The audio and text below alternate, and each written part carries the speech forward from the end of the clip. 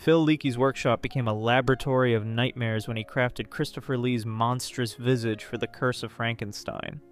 The makeup artist pioneered a revolutionary technique, layering latex and gelatin to create flesh that appeared to peel away from bone, a grotesque innovation that would define prosthetic horror for decades. Unlike the bolt-necked creature audiences knew from Universal's films, this monster bore the scars of surgical butchery, with skin hanging in tatters and wounds that seemed to weep real blood.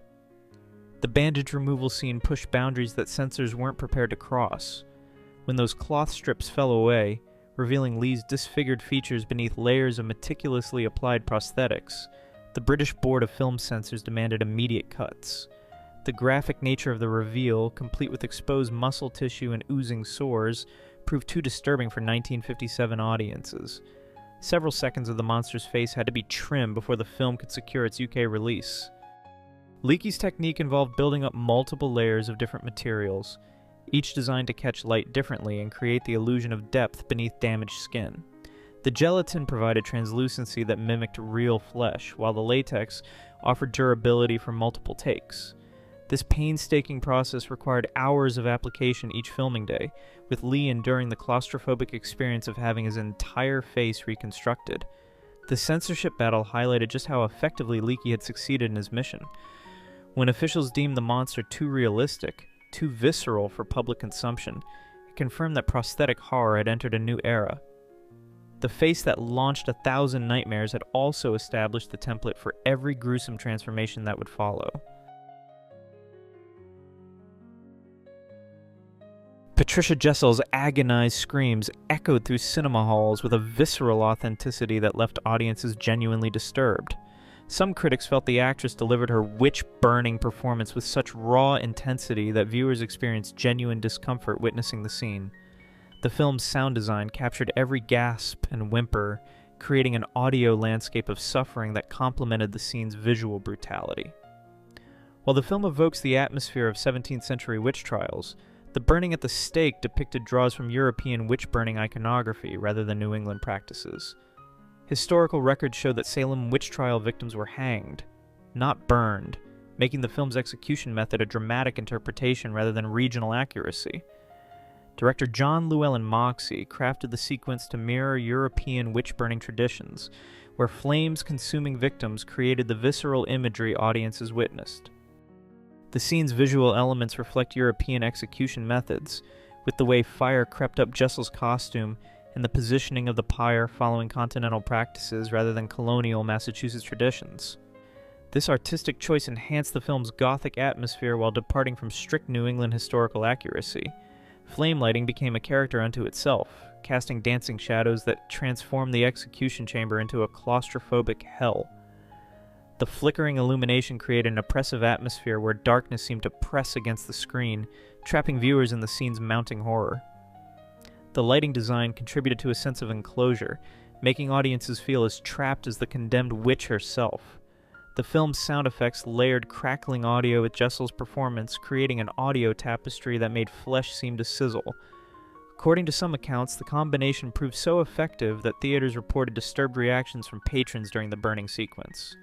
The film's evocative period setting and masterful sound design created a visceral experience that haunted viewers long after leaving the cinema.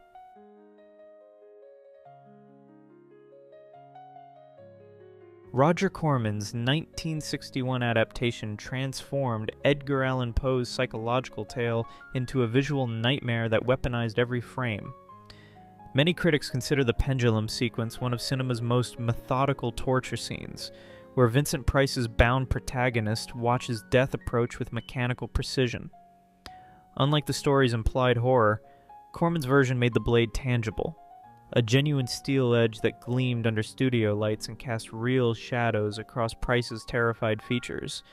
Cinematographer Floyd Crosby deployed Dutch angles throughout the chamber sequence, tilting the camera to distort spatial relationships and create a world where nothing felt stable.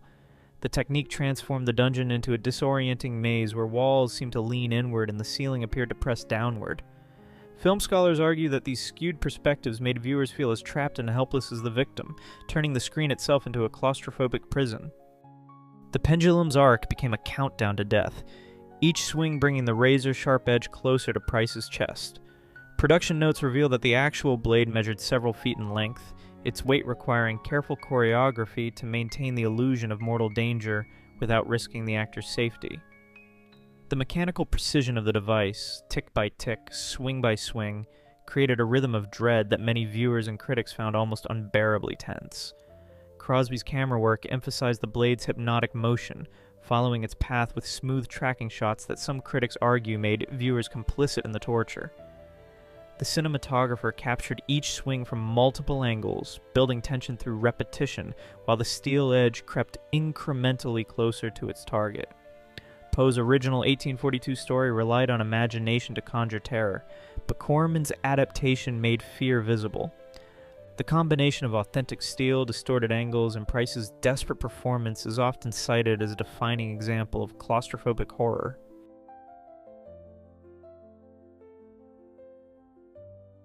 Robert Wise's 1963 masterpiece weaponized silence as effectively as any scream, crafting terror through what audiences couldn't see rather than what they could.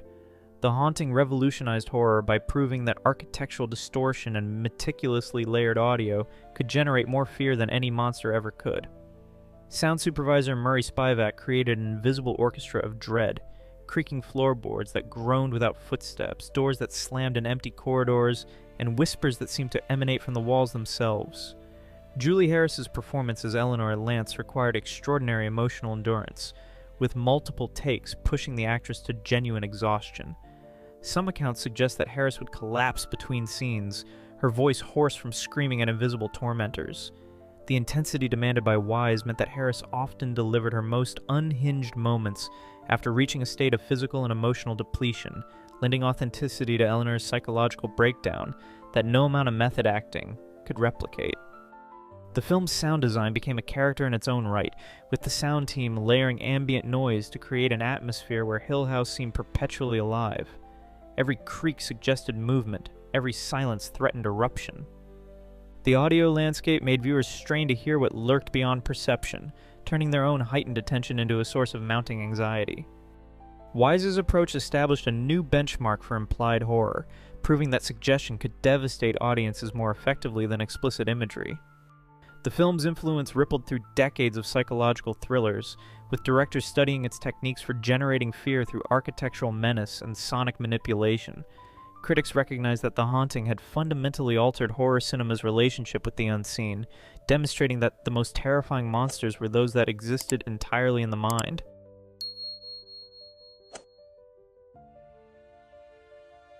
Audrey Hepburn spent weeks training with a blindfold, navigating her apartment and rehearsing fight choreography in complete darkness to master the physicality of playing a blind woman under attack.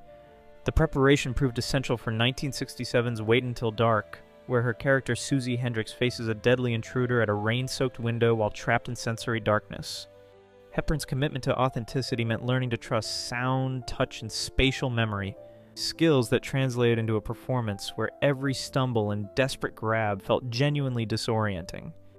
The climactic window struggle became a masterclass in terror through limitation, with Hepburn's character fighting an opponent she couldn't see while audiences watched her navigate purely through audio cues and physical instinct. Director Terrence Young insisted on practical rain effects that drenched the window, creating streaking patterns of water that distorted visibility even further. The combination of artificial downpour and strategic lighting made the glass surface a kaleidoscope of shadows and reflections, turning what should have been a barrier into another source of visual confusion. Hepburn suffered a broken rib during filming the intense physical confrontation, yet continued shooting to maintain the scene's raw desperation. The injury became part of her performance, adding genuine pain to her character's struggle as she clawed at window frames and fought against her attacker's grip. Theater audiences reportedly screamed during the original Broadway run starring Lee Remick, with some patrons leaving their seats during the window sequence's most violent moments when the production transferred to film. The scene's power stemmed from reversing traditional horror dynamics. Instead of darkness concealing the monster, it became the protagonist's potential salvation. Hepburn's character ultimately uses her familiarity with darkness as a weapon, demonstrating that what initially appeared to be vulnerability could transform into tactical advantage.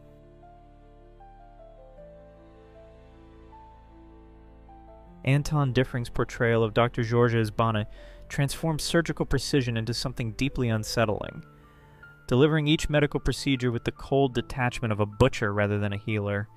The 1959 Hammer production horrified audiences not through gore or violence, but through its clinical presentation of a man systematically violating every principle of medical ethics to sustain his own unnatural existence.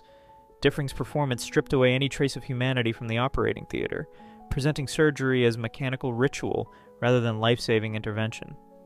The film's most disturbing sequences unfolded in sterile medical environments where Diffring's character harvested glands from unwilling victims with the same methodical approach a surgeon might use to remove an appendix. His matter-of-fact delivery of dialogue during these procedures created an atmosphere where medical knowledge became weaponized against human dignity. The actor's background in playing Nazi officers served him well here, bringing that same chilling bureaucratic efficiency to scenes of medical violation. Censorship boards across multiple countries flagged the film's unflinching depiction of unethical medical practices, with some critics arguing that the clinical presentation made the violations appear almost reasonable. The British Board of Film Classification demanded cuts to several surgical sequences, not because of graphic content, but because some interpreted the methodical nature of the procedures as suggesting that such actions could be justified through scientific necessity. According to some reports, Diffring's commitment to emotional detachment during filming reportedly unsettled his co-stars, who found his ability to switch between charming conversation and surgical coldness genuinely disturbing. The performance established a template for medical horror that would influence countless films featuring unethical doctors, proving that the most frightening monsters often wore white coats and spoke in measured professional tones.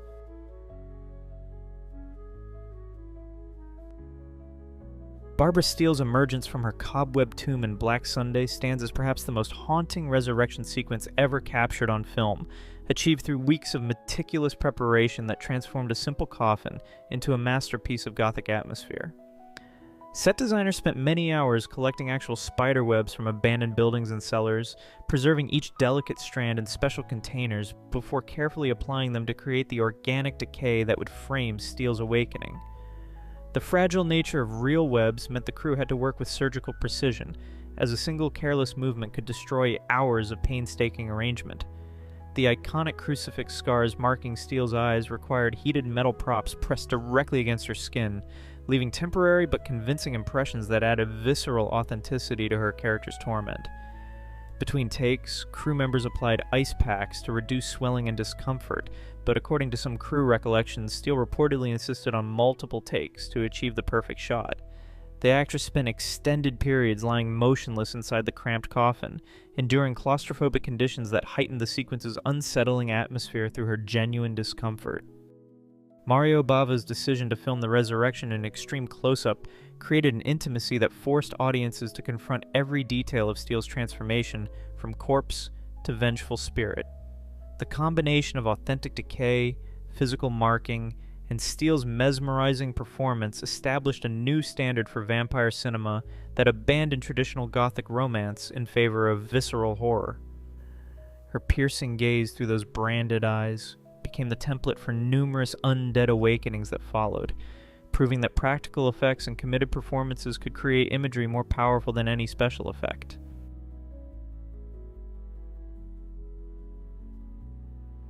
Robert Siodmak's 1946 thriller The Spiral Staircase transformed a simple mirror into a weapon of psychological terror through his revolutionary use of prolonged focus. Critics note that he understood audiences instinctively scan mirrors for hidden threats, so he extended mirror shots far beyond convention, letting dread accumulate until the reflection became a portal of impending doom. The film's groundbreaking killer POV technique emerged from Robert's choice to position the camera behind the murderer, creating what would later be called the stalker's perspective. This innovation placed viewers inside the predator's mind as the weapon rose slowly into frame, establishing a visual language that John Carpenter would perfect decades later in Halloween. The mirror became both shield and trap, protecting the victim's ignorance while revealing her vulnerability to the audience. Dorothy McGuire's mute protagonist amplified the horror, her wide-eyed terror and inability to cry out creating a suffocating silence. Every creak of approaching footsteps thundered in the absence of screams, forcing viewers to supply their own internal soundtrack of panic and making them active participants in her helplessness. Robert's technical mastery lay in his understanding that mirrors fragment reality, creating multiple planes of action within a single frame. The victim existed in the foreground, the reflection in the middle ground, and the killer in the background. 3 layers of mounting terror compressed into one devastating image. This sequence established the templates for decades of mirror-based suspense, proving that the most terrifying threats are often those we see coming, but cannot escape.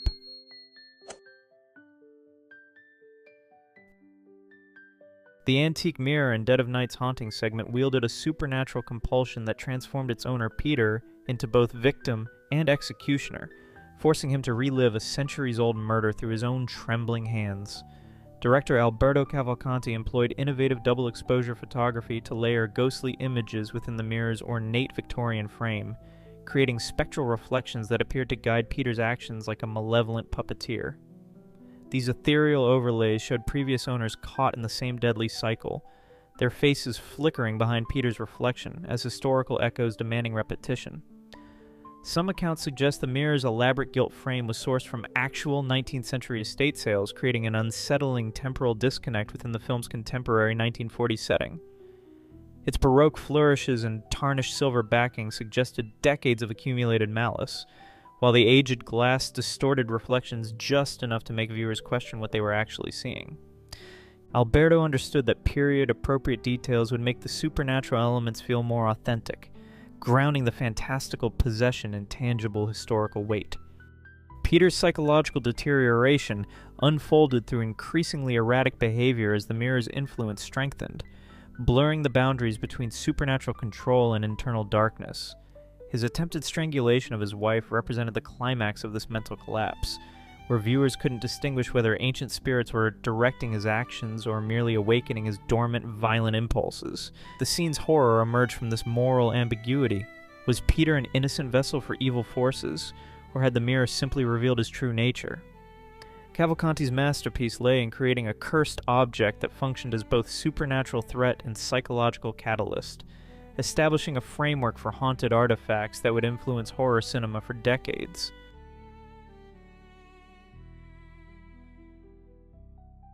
Jacques Tourneur's masterful direction in Cat People transformed ordinary shadows into predatory entities that stalk their prey through darkened streets, proving that the most effective monsters exist entirely within the audience's imagination.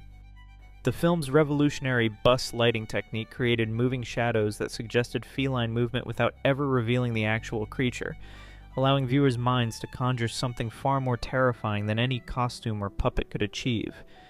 These shifting patterns of light and darkness became characters themselves, prowling across walls and pavement with an intelligence that felt genuinely menacing.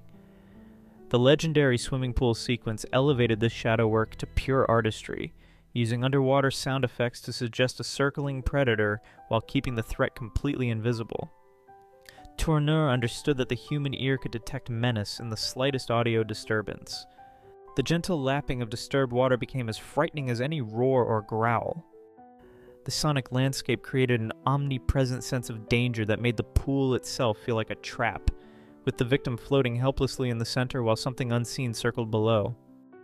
Producer Val Lewton's strict budget limitations forced this innovative approach, but the creative constraints yielded revolutionary results that influenced generations of filmmakers. The technique pioneered what would later become known as the less is more philosophy, demonstrating that suggestion could be infinitely more powerful than explicit revelation.